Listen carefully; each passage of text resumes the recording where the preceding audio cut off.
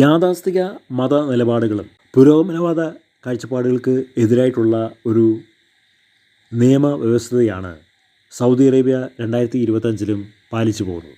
ദശലക്ഷം കോടി വിറ്റുവരവുള്ള എണ്ണ സമ്പത്ത് അവർക്കുണ്ടെങ്കിലും ആധുനിക കാലഘട്ടത്തിലുള്ള എല്ലാ സാങ്കേതികവിദ്യ അവരുപയോഗിക്കുന്നുണ്ടെങ്കിലും ഉള്ളിൻ്റെ ഉള്ളിൽ അവർ പാരമ്പര്യവാദികളാണ്.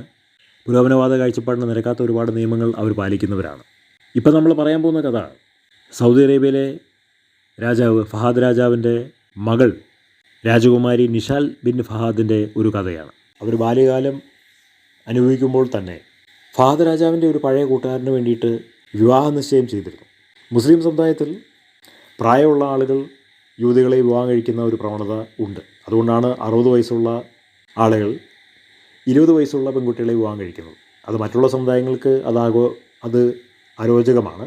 കാരണം മറ്റുള്ള സമുദായങ്ങളിൽ അങ്ങനൊരു ആചാരമില്ല. പക്ഷേ ഇസ്ലാമിൽ അതൊരു പാപമല്ല. അത് നൂറ്റാണ്ടുകളായി പാലിച്ചു പോകുന്ന ഒരു രീതിയാണ്.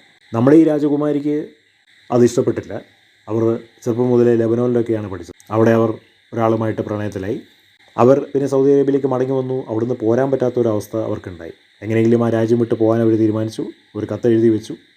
അവർ മരിച്ചു എന്നുള്ള അവരുടെ മരണം അവർ ഫേക്ക് ചെയ്തു.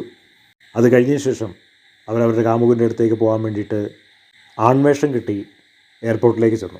പക്ഷേ അവിടെ വെച്ച് പിടിക്കപ്പെട്ടു. ഒടുവിൽ വധശിക്ഷയ്ക്ക് അവരും അവരുടെ കാമുകൻ കടന്നു പോകേണ്ടി വന്നു. അവർ ആ കോടതിയിലൂടെ കടന്നുപോയപ്പോൾ, അല്ലെങ്കിൽ അവരെ ന്യായവിസ്താരം ചെയ്തപ്പോൾ അവർ വ്യഭിചാരം ചെയ്തു എന്ന് 3 പ്രാവശ്യം പറഞ്ഞു.